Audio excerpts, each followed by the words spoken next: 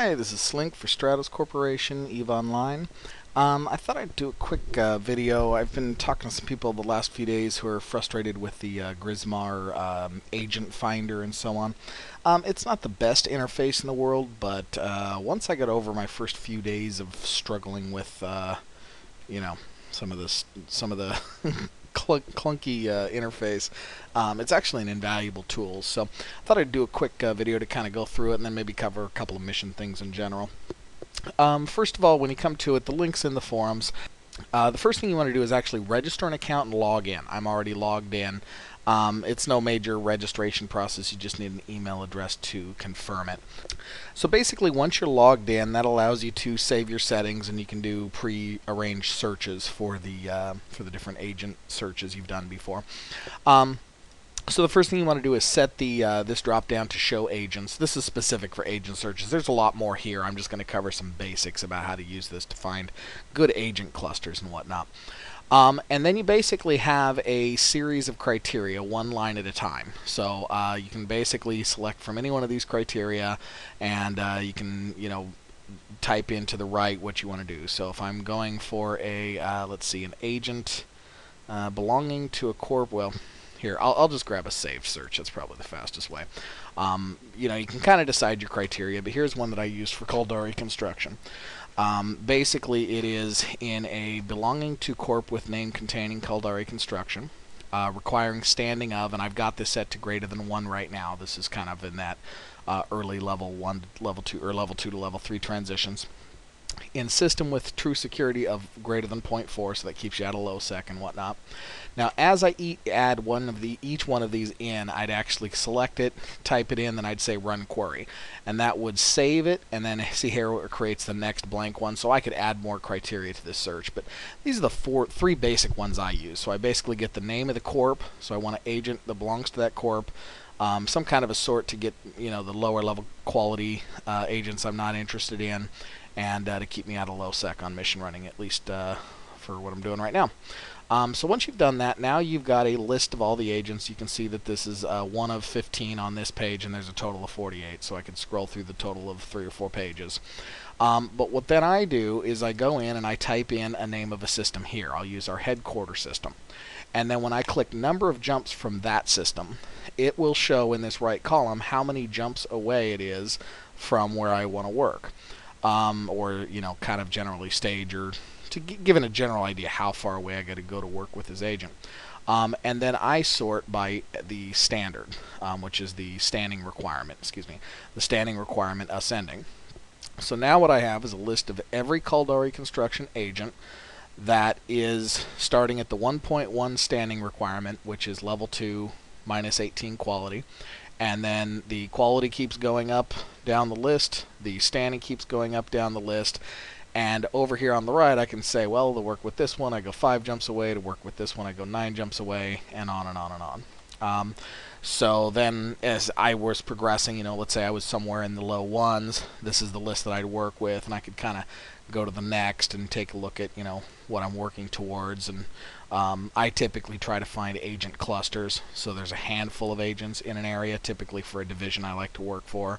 I guess I'll show you that really quick. This is another link out of our forums. If you go to the mission guide, it's good information to read one time through, but the key here is there's several tables. This is a nice matrix to let you know what standing you need to run with what agents. And this is a breakdown of what divisions produce what kinds of missions. So for example, if you're working for accounting, 91% of the time you're going to be sent on courier missions, 8.77 kill missions, etc. Where I like to typically work for administration, which is at least 76% combat, or like the legal is 83% combat, or the security and internal security. You can look through the list, but basically it gives you an idea of which divisions are going to give you what you want. Typically combat missions are going to give you the most ISK and reward. So I guess one other quick thing while I'm on this page, if you scroll down to the bottom, I have a lot of people asking what kind of ammo do I shoot. Based on the area you're in and what kinds of NPCs you're fighting, this tells you which faction they belong to, what damage you should attack with, and what damage you should tank, which is very often the same. So basically, in this case, like let's say if I'm fighting a lot of Blood Raiders, I should be doing EM or thermal damage, and I should be tanking for EM thermal. Or if I'm fighting a lot of Guristas, it's kinetic thermal. So this is this same page. I mean, there's some information there you want to read one time through, but the tables, I typically go back to these tables quite a bit. So anyway, back to the search tool here. So like I said, that's basically how I use this. I start off, like I said, if I'm working for Caldari Construction, I'll just use another example. Right now, I'm almost to the point where I can run high quality level 3s and media, I'm starting to be able to run level 4s. So if you look at this table, you can see that somewhere I'll go ahead and select 3. So the bottom of my list, I'll set the minimum requirement standing of 3, so it basically won't show me anything lower than level 3 missions, and that just happens to match, but this is the standing requirement. And then being sorted by standing, I can now see this agent here is 4 jumps away. I can just go right down the list. Anyway, so hopefully that helps. I guess a couple other quick things. Obviously, this can be changed, so if I wanted to do it by how far am I away from Noma, all I have to do is click there. It'll recalculate the right column to show the number of jumps from that new system, and you can, so you can kind of center that wherever you want. The only other two things is, again, you have to be logged in to use these features, but if you want to switch to a different saved criteria, or like I just made a change where I just changed the 1 to a 3, so the first thing I'd want to do is I'd want to type in Caldari Construction as I have it saved and click Save. Now that is a saved search that I can come back to next visit when I'm logged in. When you want to change to a saved search, like right here, I'll go to my space lane search, I'll say go, and now I'm looking at this last time I changed the space lane, and then I can come in and make whatever modifications I want to that one. So anyway, it's a very valuable tool. It's to me a little bit of planning here. You can pick a nice little agent cluster where you can, if you have to double pass a mission where you decline one and then it's less than 4 hours, you get another one you want to decline. It's kind of nice to be in an area where you can go to a backup agent or even a second backup agent to keep yourself blowing through them and to find the right agent to maximize rewards and standing gain and whatnot. I guess I have another minute or so here. I have more than that, but I'll only take another minute. I did want to mention, it seems like there's lots of people interested in running missions, and that's great, but I did want to kind of mention we're in Caldari space, so obviously standing with Caldari NPC corporations is ideal for members of the Corp. It's not necessarily expected or required. Obviously, you can work with whatever NPC Corp you want. And whatever ultimate faction you want. But ideally, we'd like to continue to drive our Caldari state faction up because that acts as a lot of things.